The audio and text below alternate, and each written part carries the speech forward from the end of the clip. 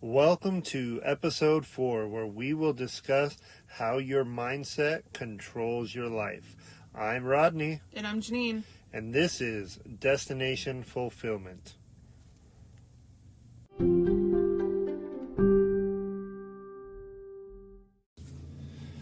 So like we said in the introduction, today we're going to talk all about how your mindset can control your life. And let me just start by asking you, have you ever felt like you've had one of those days where just everything that could go wrong went wrong? Yeah. But have you also had one of those days where, like, everything seems to be going your way? Yes. I've had both. Okay.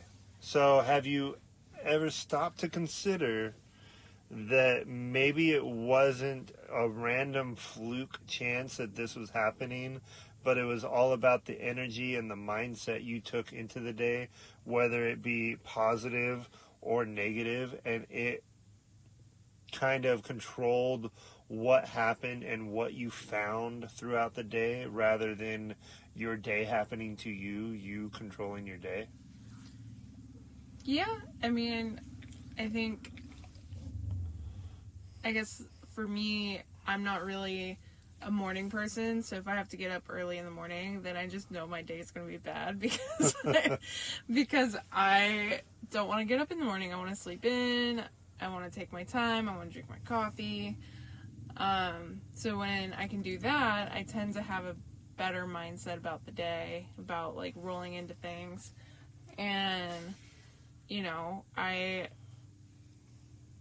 I don't know, like, even if, like, quote-unquote bad things happen, I don't feel like, ugh, what a shit day. Like, my car battery died. Ugh, what a shit day. If I start the day with, like, oh, it's a nice day. Whatever. Cool. Right. It's not like, something happens and you're like, great, F my life, what else could go wrong today? Right. Punching the counter and stuff. But many people think of this as, life is happening to us. And that's oftentimes what we're kind of seeing. And rather than taking not only ownership, but like accountability for what they're having in their life, the impact that our thinking has. And we're not just talking like positive thinking. Positive affirmations. Yeah, and you're not sitting there like, I'm amazing, the grass is green, and the grass is going to become green. No, you're going to find opportunities when you think in a positive manner and think about the things like that you're grateful for, and start your day every day going into it thinking like, today can be a good day, today will be a good day, I will make today a good day, and realize that you have that ownership and control. Like, it can really impact you. Yeah, I keep thinking about how popular it is right now to have, like, positive mindset and all that good stuff, and like, it is a positive mindset, but at the same time, like, it has to be real. Like, we keep seeing, like, I keep seeing, like, on Instagram, and everyone's always like, oh, like, I can't think of an example right now, but like rainbows and sunshines are farting out my butt, and but it's coming to a point where it's toxic positivity, because like you're not accepting of like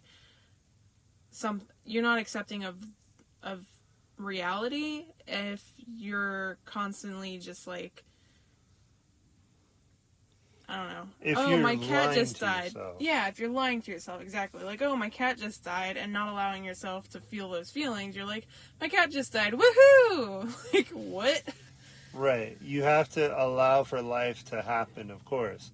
But a lot of what our mindset is what we're choosing to focus on. Are you focusing on that negativity, or are you focusing on positivity? Right. So, like, if your cat dies, you could focus on... My condolences, by the way. If your cat... I don't have a cat. She didn't die. But, but thank you. But if your cat died, condolences.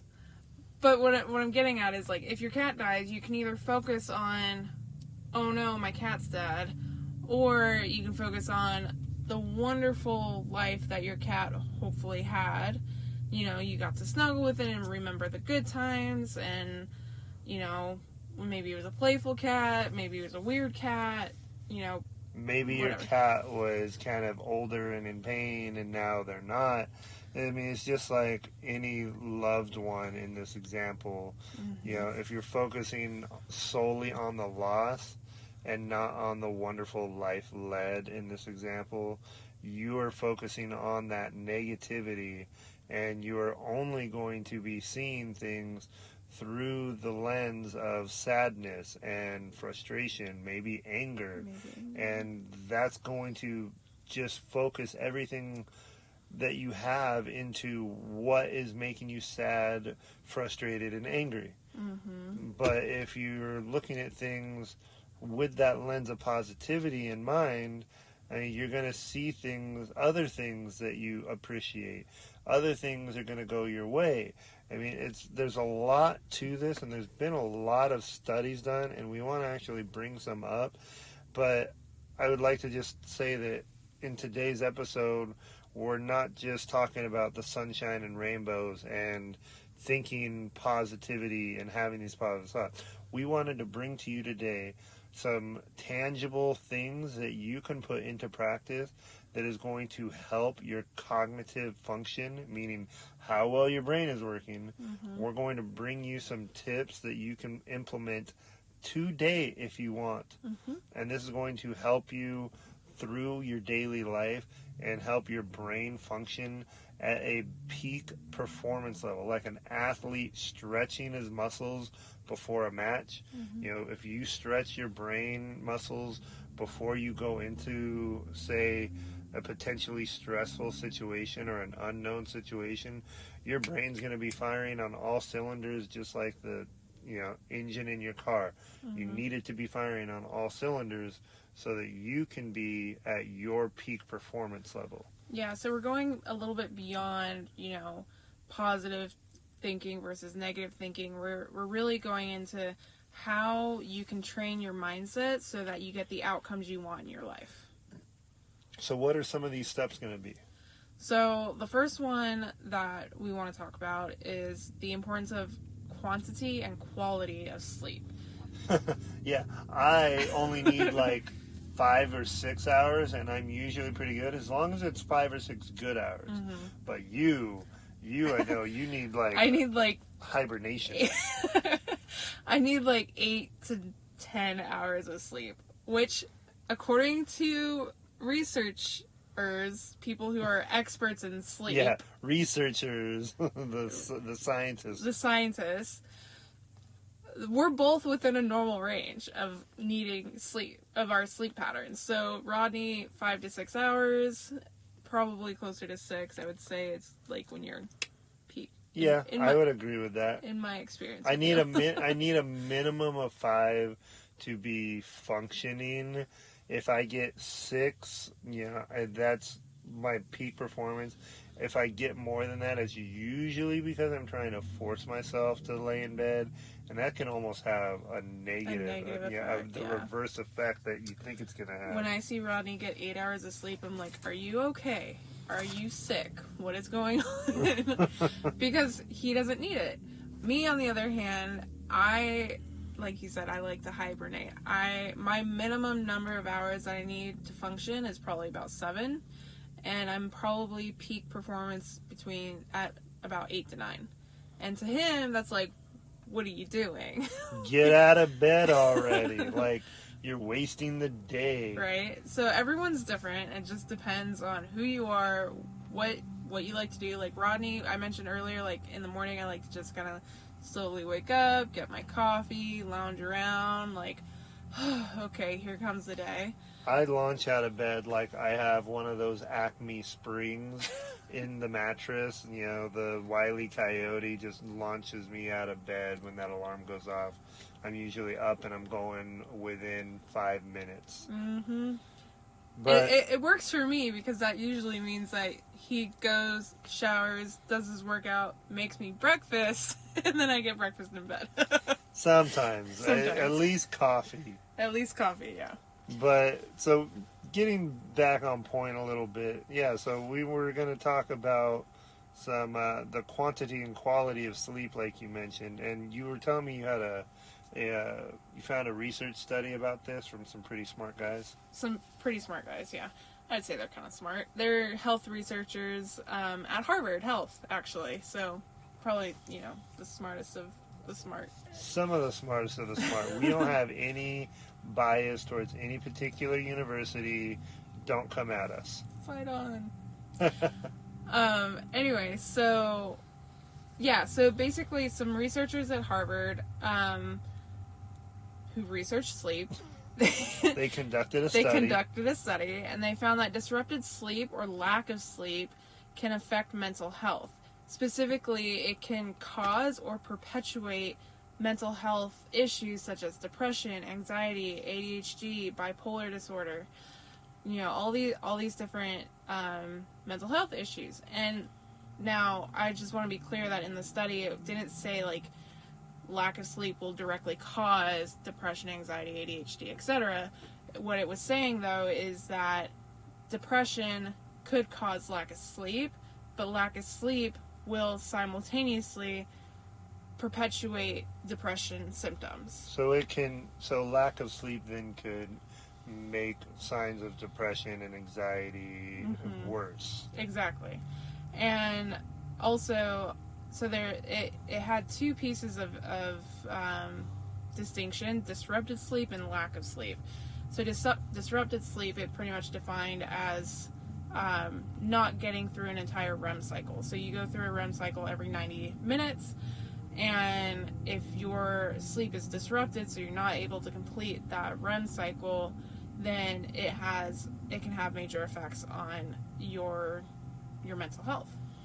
So basically, if your ideal situation is staying up all night and powering through with Red Bull or Monster, coffee, caffeine, if you're trying to get the most out of your day by not sleeping, you're going to eventually burn out. Exactly. You're going to have some serious health consequences too in the long run. Probably not just the mental aspects that we're talking about, but probably some physical ones as well. Yeah, and I mean, I found this study particularly interesting. We can link the study to our notes. But, yeah, we'll put the article link in the show notes. But I found it particularly interesting because last summer I was suffering and was diagnosed with some depression and anxiety. I was working with a counselor, and one of my symptoms was like, I can't sleep. Like I said, like I need 8 to 9 hours of sleep a day to like be peak performance for myself. And I couldn't sleep. I was staying up till, not trying to, but I was awake until 2, 3 o'clock in the morning, waking up at 5, 6 o'clock in the morning, and I was dragging. And once we worked through some things, my sleep patterns got better, and now I'm not going to say I'm cured, because, there's that whole thing, but my sleeping is, I don't feel tired, I don't feel dragged, my sleeping is pretty thorough throughout the night, and my mental clarity and my mental well-being is so much better. So, to be clear, we're not just saying if you're not sleeping enough, go get some sleep. We know it's not always that simple, and you might be thinking like, easy for you to say, this is something I've been struggling with a while, and many people are. You're not alone out there. And this is when it's time to kind of maybe seek some help. Go to your medical professional. Say, hey, I'm realizing how important sleep is, and I've been struggling with it. I listened to this awesome podcast with Rodney and Janine, and they told me like how important sleep is, and so now I realize that I need to get some good sleep. Like, help me out. What do I need to be doing? And they can give you some recommendations based off of your personal lifestyle, your what's health. going on with you. Yeah, we're not going to sit here and tell you what you should do medically. We're not going to tell you to take any kind of like sleep aid, because that might not be what's best for you. But some things that we can point to are like limit limit caffeine. Yeah, limit caffeine, Intake. Before bed. Especially before bed. Especially before bed, but throughout the day. I saw something about like screen time. Yeah, that one's big. They want you to, and they talk about these in this article also, but they, I've seen a lot of people recommend that you don't even keep your cell phone in your bedroom. You keep it in like the living room or something like that. I've heard that one too. Turn off TVs. Limit screen time before you go to bed, because the light affects your brain where it thinks it's daylight, basically. And so then your brain is wired for the day, and you're not slowing down to go to sleep. So the best thing would probably be to wind down in a dimly lit room, maybe not totally dark, but a dimly lit room. Read a book, something that's not, stare at something that's not emitting light. Mm-hmm. Read a book, meditate, do some, what do they call it? It's like it's a muscle relaxing technique where you basically lay down and you consciously like tense up and relax your muscles from like your toes all the way up to your head. And it helps your body calm down and relax. That's something that I was doing when I was having trouble sleeping, and it helps so much.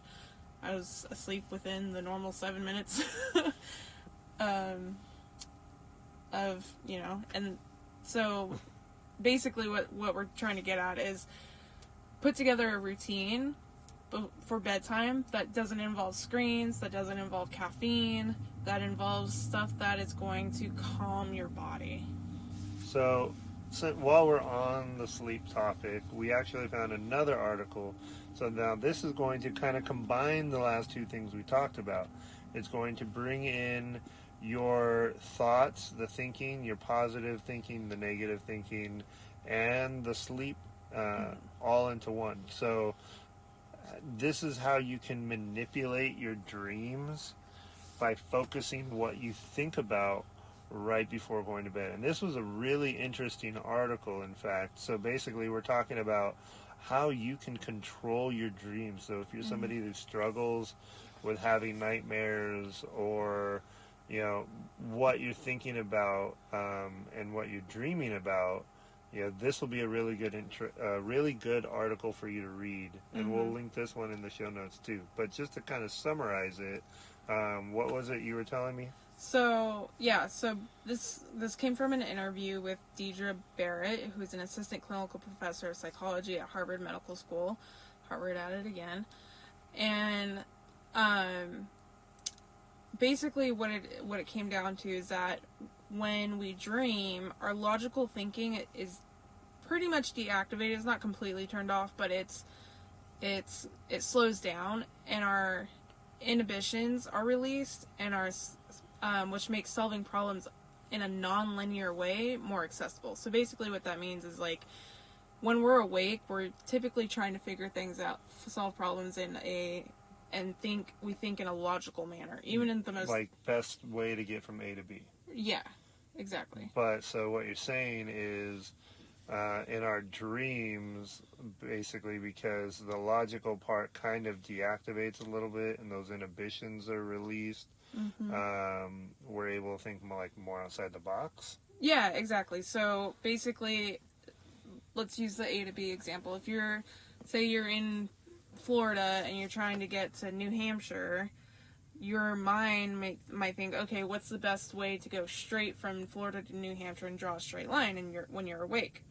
Well, there's going to be problems because there isn't a road, I don't know for sure, but there isn't a road that goes directly from where you're at in Florida to where you want to go in New Hampshire, right?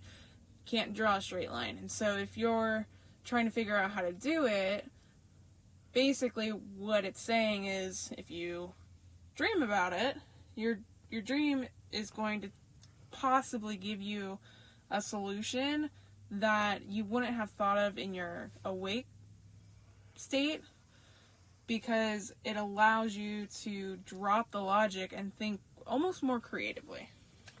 So this would be, again, something to look at that positive and negative thinking. So if you're trying to solve a problem, let's say, with your business, you're having, say, a billing issue with some clients that just, they've been good clients, but now all of a sudden, like, they're not paying their bill on time, and you're trying to come up with a creative solution, understanding the things with the pandemic, people are struggling to make their own money, not on top of paying their bills.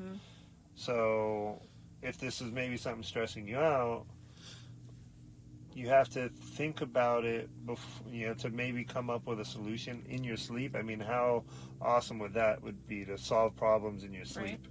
Right. So you would want to think about it before you go to bed, but in a positive way. Yeah, so think about, like, you're asking yourself questions, and that's all thinking is really, is like asking and answering ourselves questions in our own heads. So maybe asking yourself, how can I solve this problem and everyone wins? And so, and on top of that, Deidre Barrett, he or she, I'm not sure, they actually suggest that you visualize it. So, because when we dream in pictures and movie type things for the most part. Makes sense. Yeah. So when you're trying to problem solve in a dream, you think about it visually. So you can ask yourself these questions, but try to imagine it in a visual sense. So they even suggest, having a piece of paper next to your bed and drawing out an image of the problem. So if it's a billing problem, like you said, maybe draw a sketch of, like, you behind a counter, your customer coming in, and maybe, like, you handing him the bill, and the customer's like, I'm thinking in stick figures right now, but the customer's like, no, or whatever. So you have a visual representation of the problem, so when you sleep, you can visually imagine a solution.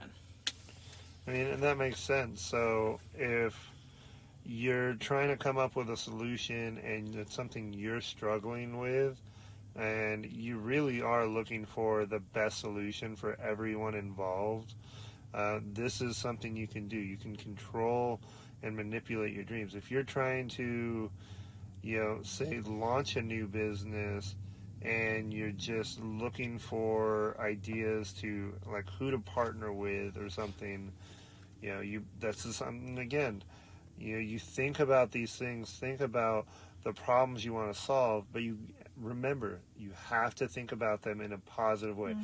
Don't think to yourself, I'm never going to get this business launched and off the ground if I don't figure something out.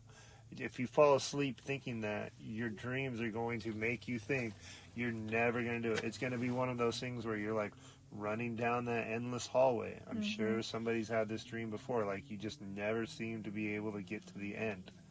Yep. You want to think of things in the positive way. Like, all right, let's do this. How are we going to do this? I want to solve this problem. I want to have an idea tomorrow. And you fall asleep thinking these things.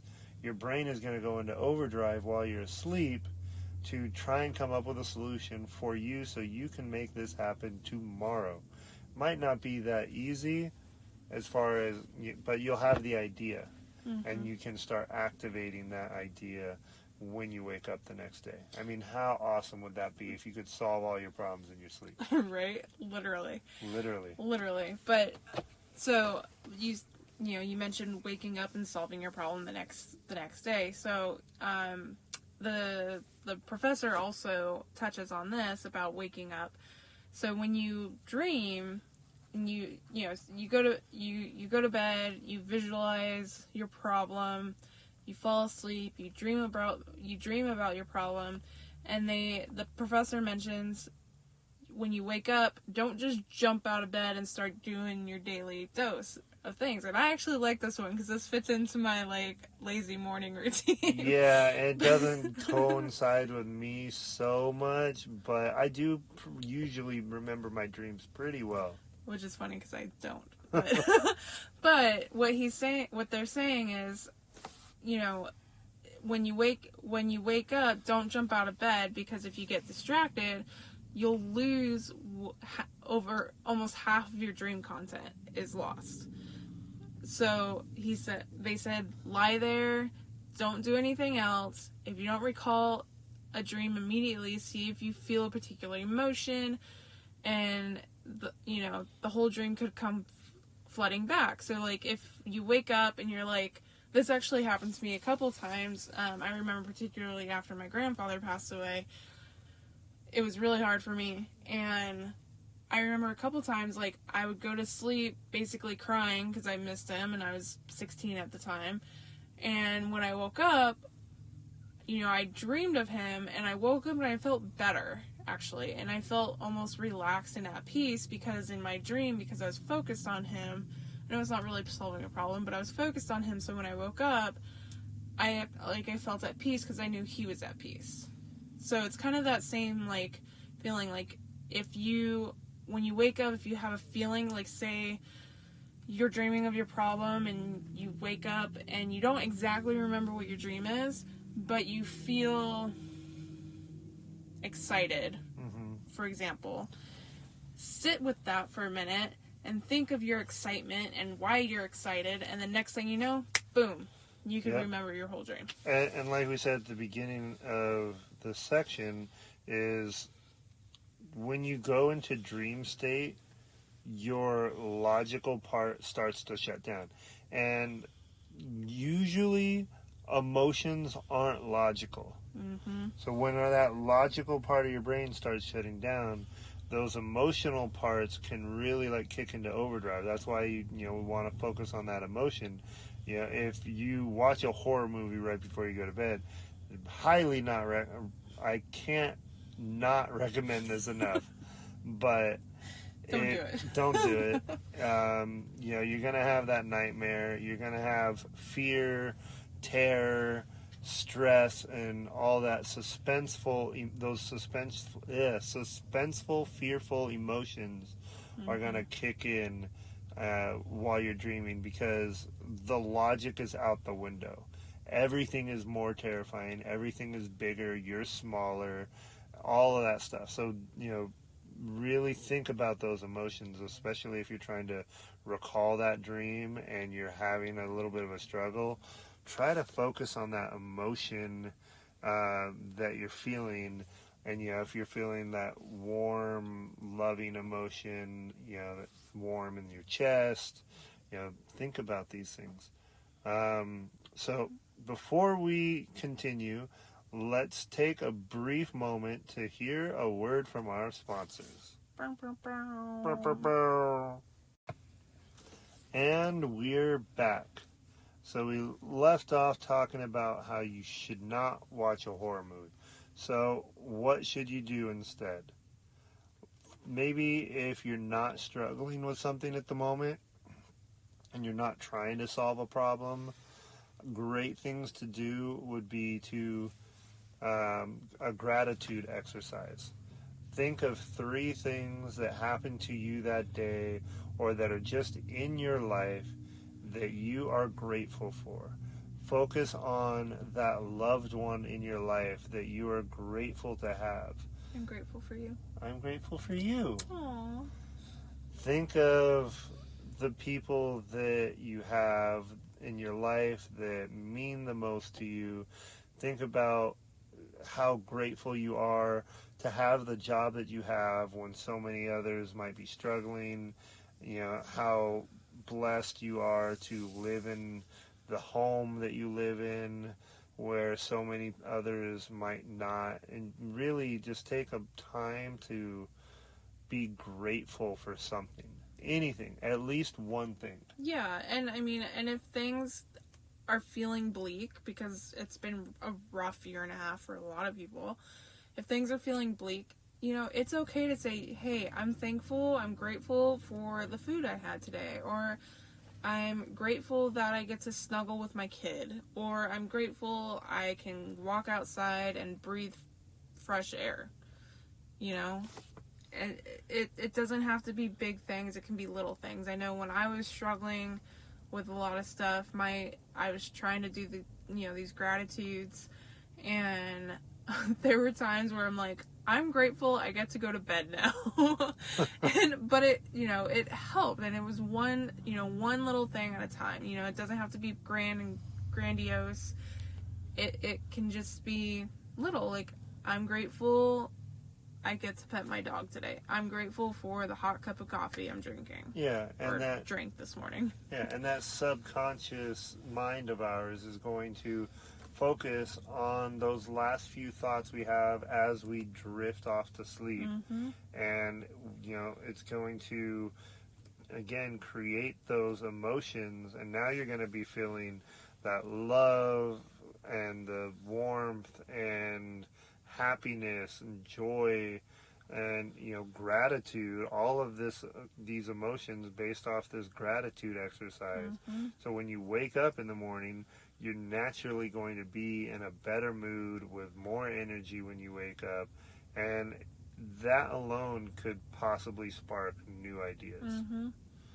Yep. I mean, yeah, it's hard. It really is. I mean, we just went through something recently where we were both feeling a little meh, and I think we both, at least I did, I felt like you did too, but I don't know, but like started shifting our mindset and being like, well, what's working, what's not working, and then basically being grateful for what's working, and that helped us come together and figure out what we need to do to change to solve our problem.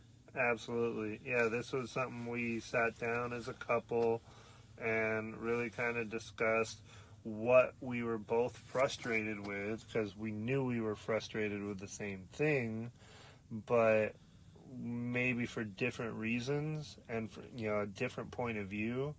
And we were able to kind of discuss it and come up with a cohesive solution and make plans for the future that might be slightly different than what our plan was. And it's just a minor course adjustment Mm-hmm. to get us both back on the same plane, the same path, so that we can end up where we want to be. Mm-hmm.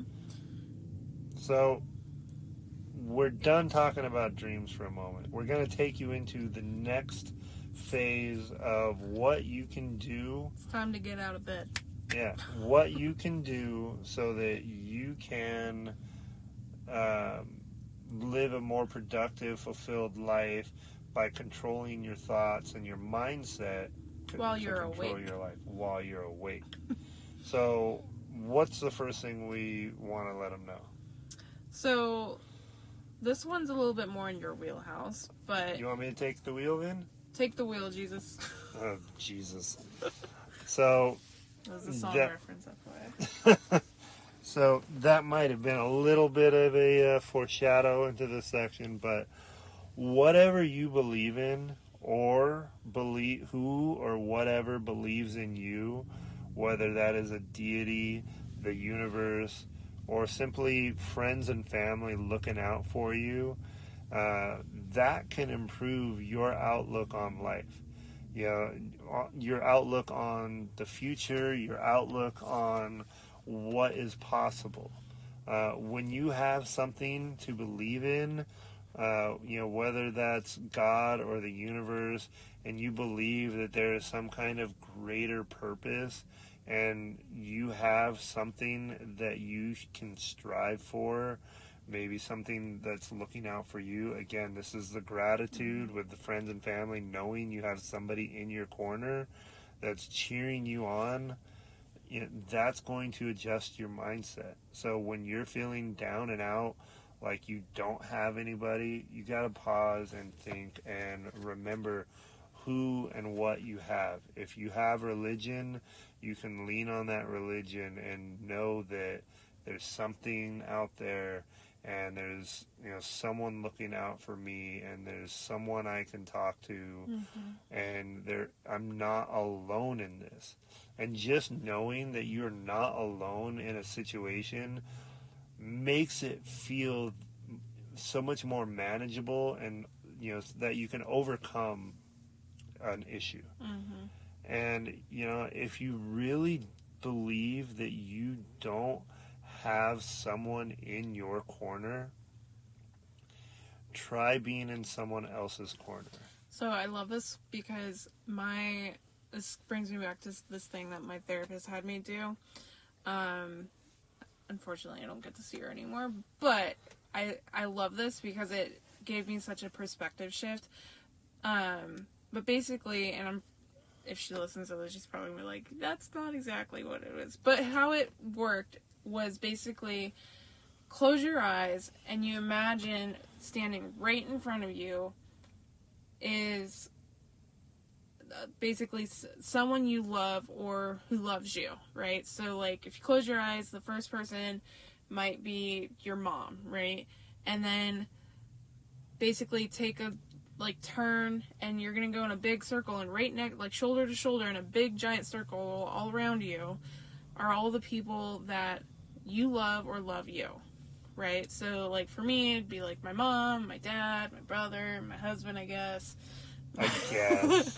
My niece, my nephew, and by projecting who you love in front of you and visualizing their face and visualizing them there, you come into this mindset of gratitude, kind of like how we were thinking earlier, but also you realize you're not as alone as you thought you were. And then if you can't think of anyone who you love, or if you can't think of anyone who loves you, think of someone who you love and who you would be in their corner for, right? Because when you show gratitude and you show presence for someone else, they'll reciprocate. Yeah, it's that whole golden rule of do unto others what you would have done to you. If you feel like you don't have anyone in your corner cheering you on, think to yourself, why is that? Are you in anyone else's corner cheering them on? And that's a great exercise too. When you're struggling, step out of your struggle for a moment and put it into perspective by looking into and helping someone else who's struggling.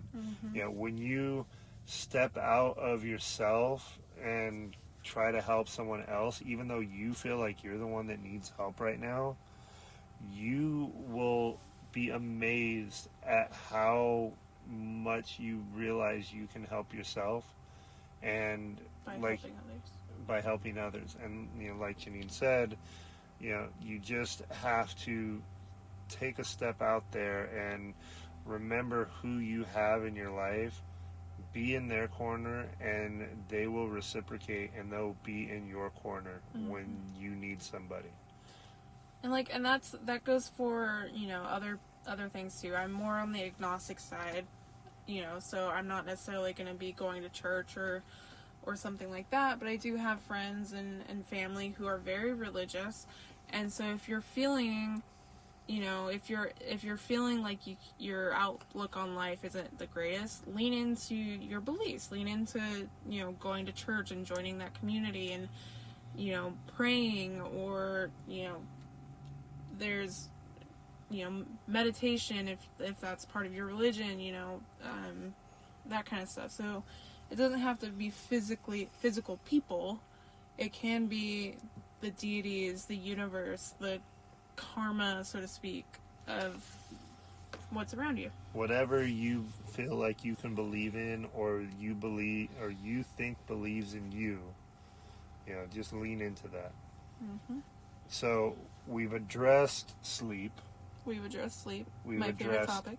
We've addressed dreaming while you sleep.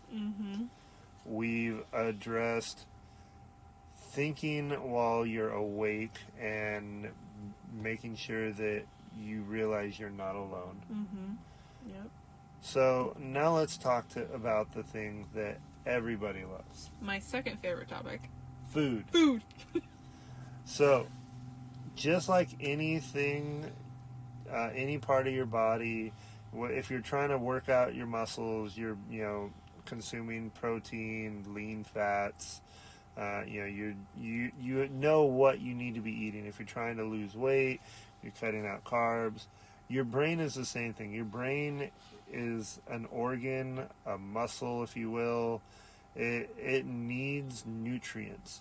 And there are some specific nutrients in different foods that you can give or you can take in and consume that are going to give your brain the optimal dose of nutrients that will bring your brain up to its peak performance. Again, this is all about your mental state, your mindset, and your brain function. Mm-hmm. So, go ahead. I was just going to say, in general, we tend to understand that the food that you eat impacts the way that you feel. So, if you're going to eat a bunch of sugars, you're probably going to feel, like, slovenly, right? Counter to what we tell our kids. But the same way, like, with the food that you put into your body, it impacts your brains, your brain. So you can actually change your diet to help your brain perform at peak levels. Yeah, you gotta put the right type of fuel in the engine. If you have a gasoline engine and you're trying to put diesel in it, you're not gonna get very far, and you're gonna struggle pretty quickly. And so, we want to give you the top 5 brain foods that will help support a healthy nutrition, a healthy brain, so that you can be at your peak performance. Now, this is a research study that was done by, I'm probably going to say this wrong, but USANA.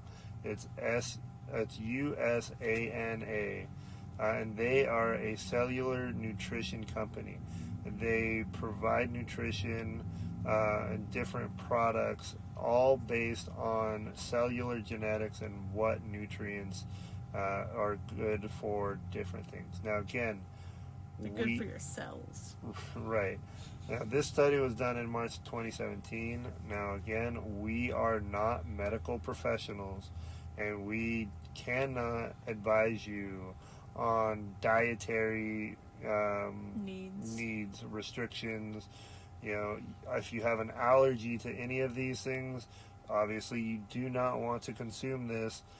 Talk to your medical provider before you make any kind of drastic changes to your diet. But having said that little disclaimer, we're going to go one after the other in our top 5 foods for healthy brain function. Take it away. So to start, it's omega-3 fatty acids, which are commonly found in fatty fish like salmon and tuna, flaxseed oil, and chia seeds. All things that you can get at your supermarket. The cans of tuna are really cheap. So, you don't have to be going buying the $30 slab of salmon. You can just go down the can aisle and grab your 99-cent tuna. Yeah. I love sushi, so, that omega-3 fatty acid, is right up my alley with the salmon and tuna. Right. The next one is vitamin E. Now, you can get this in a supplement form and take a pill if you want. But you know what? There's so much good stuff here. You take what you just mentioned, and then you add it in with the vitamin E. You could do raw spinach, almonds, and sunflower seeds. Okay, so I'm seeing a really good salad is what's coming to mind to me right now. You get your salmon or your tuna, you get some chia seeds, you put it on top of your raw spinach with some almonds and sunflower seeds. Sliced almonds. Yeah, so we're coming into a pretty good meal here. So the third one is going to be... It's turmeric, which is a root, and it's often found in powdered form. Yeah, thank you. It's often found in powdered form in your spice aisle. It has a very distinctive, yellow color. In fact, that yellow color is actually the result of that main chemical that is so good for the brain. It's a curcumin, curcumin. That's the chemical in turmeric that is actually really good for your brain. And turmeric, it's so easy to add into almost anything. It doesn't have a super strong taste, so you can add it to soup, you can add it to rice, you can add it to veggies, and it'll give a nice flavor, but not overpowering, so you can get that, what was it? Curcumin. Curcumin. So you can get that curcumin to help your brain function without any issue. Number 4, coconut oil. So coconut oil is actually a great substitute for other cooking oils, and it is super good for the brain. Can't recommend it enough. So I would highly recommend that you cook with it. The article, we'll put it in the show notes and you can read it for yourself, but the article said you could eat it by the spoonful, and I was like, yuck. But people do it. Some people do it. I can't. I can't do it. Yeah. But cooking with it is a great idea. I have had it added to like a smoothie. I used to add it to my smoothies. So use coconut oil. That's the number 4. And number 5. It's a twofer. And Dark chocolate. 2 of my favorite things. And dark chocolate and red wine. Sounds like date night. Right? So, I mean, you got your fatty omega-3 acids in your fish. You got some raw spinach and almonds and sunflower seeds. Chia seeds are in here. Flaxseed oil, turmeric, coconut oil, dark chocolate, red wine.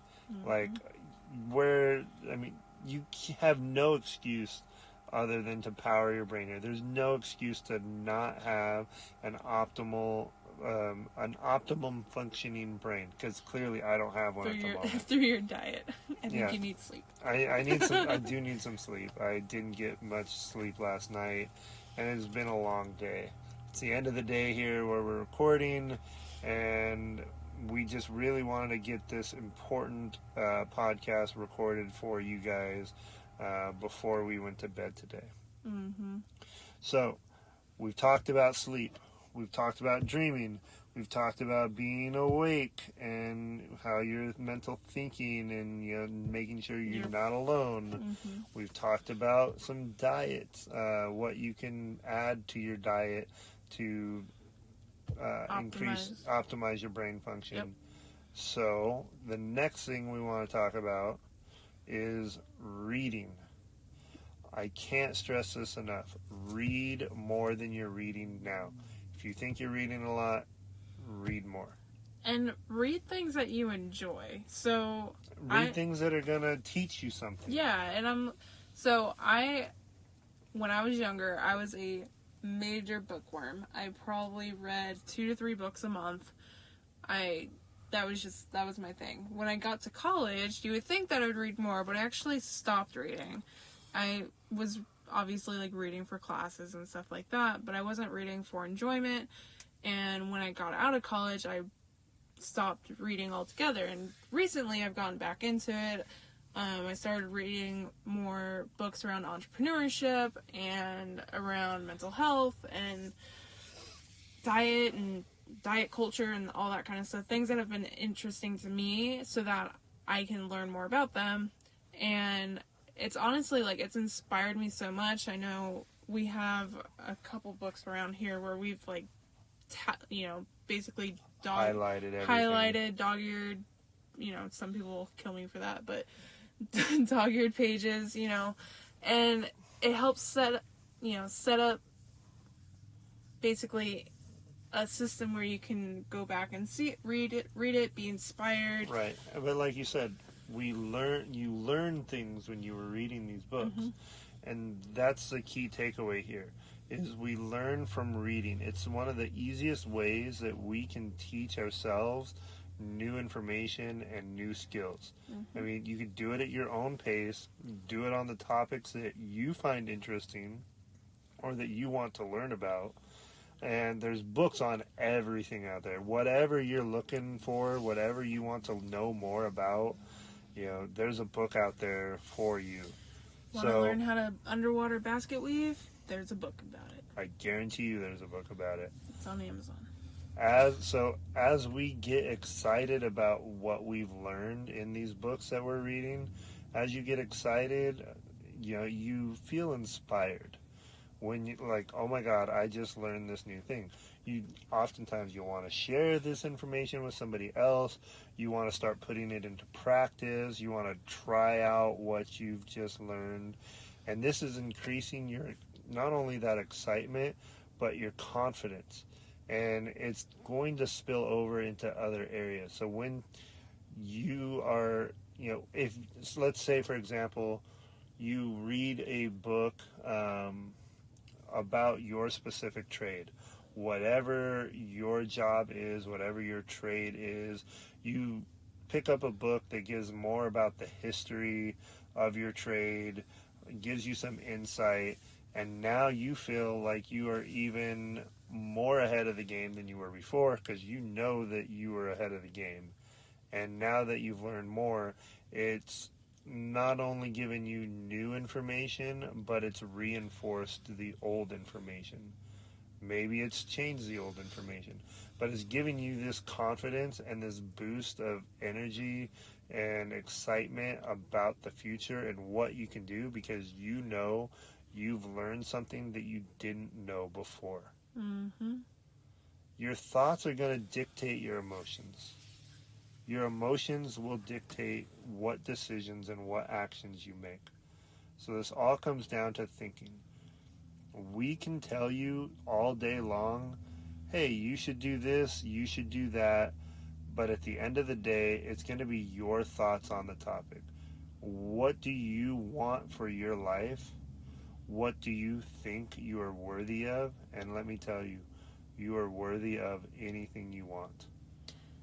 And when it comes to implementing these things, I also want to make sure it's understood that it's not, you don't have to go through and write all these down and be like, okay, tomorrow I'm going to start eating omega-3 fatty acids. I'm going to start controlling my dreams. Baby steps. And yeah, it's what is going to be easiest for you to do, right? So like for me, eating some dark chocolate every day and a glass of red wine might be the easiest thing. Start easy, start small, and read the articles. Don't just take our word for it. We'll link all the articles in the show notes, in the descriptions on the podcast, so you can learn this information for yourself. Like we said, read more. There's a lot of great resources out there, but it really, your mindset really does control your life, and whatever little things you can do to help change your mindset so that you can have the life that you want, do it. It's one small step at a time. If that's writing positive affirmations to yourself every morning, do that. If that's writing 3 things you're grateful for every night before you go to bed, do that. If that's throwing some turmeric in your lunch every day, do that. And this is a really simple one. I mean, I don't think anybody would say that they don't want a healthy brain. Yeah. So if you think to yourself, like, you know what, I would like a healthier brain. I would like my mind to be functioning at its peak. That's the first thought. And that's going to control your emotion to be like, you know what, I'm positive, like I have this desire, this drive and this excitement to see what my potential is and what my full potential is. And the only way to get that is to have a peak performing mind. So if you feel that excitement right now and you want to implement some of these, start small, and that's your action. That's the decision to take action. So your thoughts are going to control your emotions, and those emotions are what's going to drive you to make a decision and act on that decision. I'd like to bring in a quote from Dr. Carolyn Lead. She's a neuroscientist. And she says, you can go 3 weeks without food, 3 days without water, 3 minutes without oxygen, but you can't go 3 seconds without using your mind.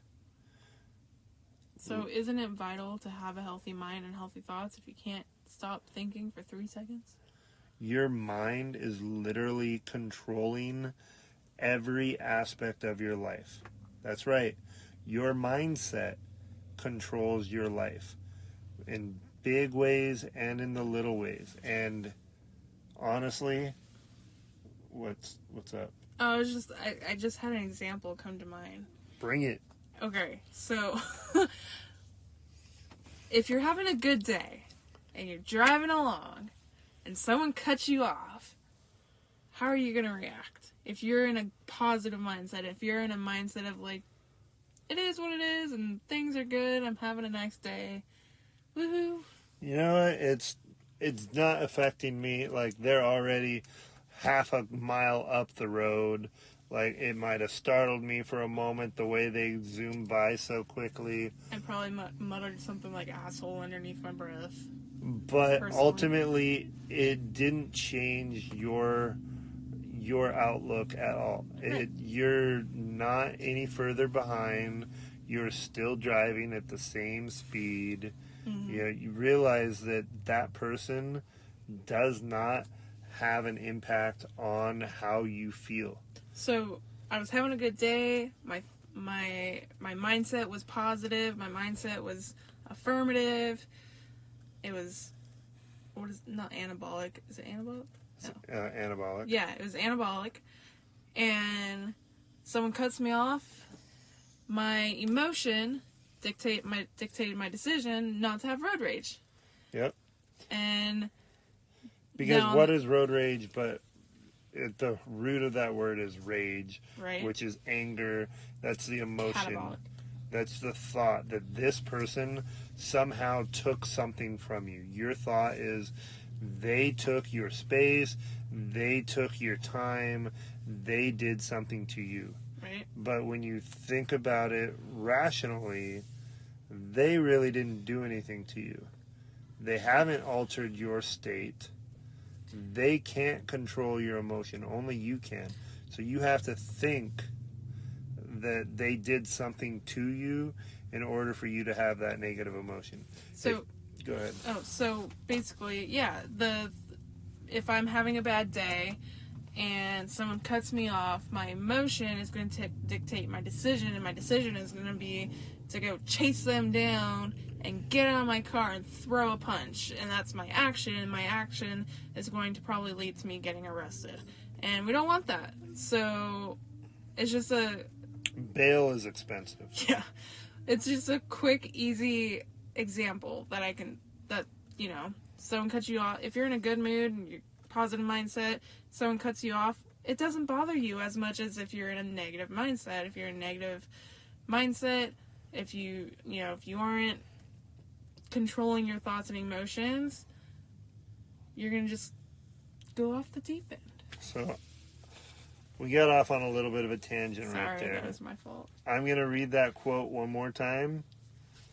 So we just talked about the thoughts and emotions and your actions. Now listen to this quote by Dr. Carolyn Lead one more time. You can go 3 weeks without food. I don't know who would or why, but whatever. You can survive 3 weeks without food. You can go 3 weeks without food, 3 days without water, and we're 90% or 80% water.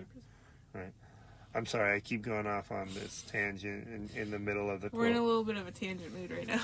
You can go 3 weeks without food, 3 days without water, 3 minutes without getting oxygen, but you can't go 3 seconds without using your mind.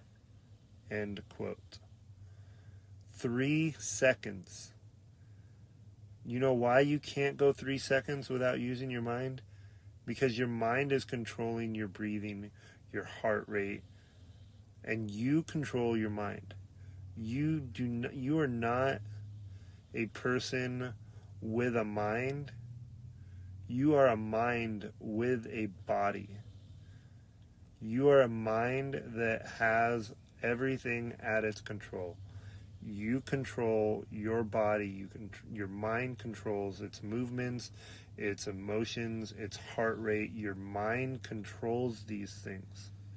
Your mind also controls everything going on around you as far as what your thoughts and perceptions of these events that are happening around you. You have to have a thought about that, an opinion, a judgment. These thoughts, opinions, and judgments are going to funnel into an emotion, and that's going to dictate how you respond. So respond in a positive way. Think positively. Now, we're not saying, again, this isn't just positive thinking mumbo jumbo. This is looking at things from a neutral perspective and making a conscious decision about what would be the best thought process to pursue for you. What is going to benefit you and what is going to hurt you? Which way do you want to go? Mm-hmm. I'm going to leave you with Rodney's rules for the day. Each day is a new opportunity Each day is a new opportunity for growth and improvement. Take advantage of every opportunity. Have a wonderful week, everybody. This has been episode 4 of Destination Fulfillment. We had a wonderful time talking with you. Absolutely. And we look forward to talking to you again very soon. See you next week. Bye-bye.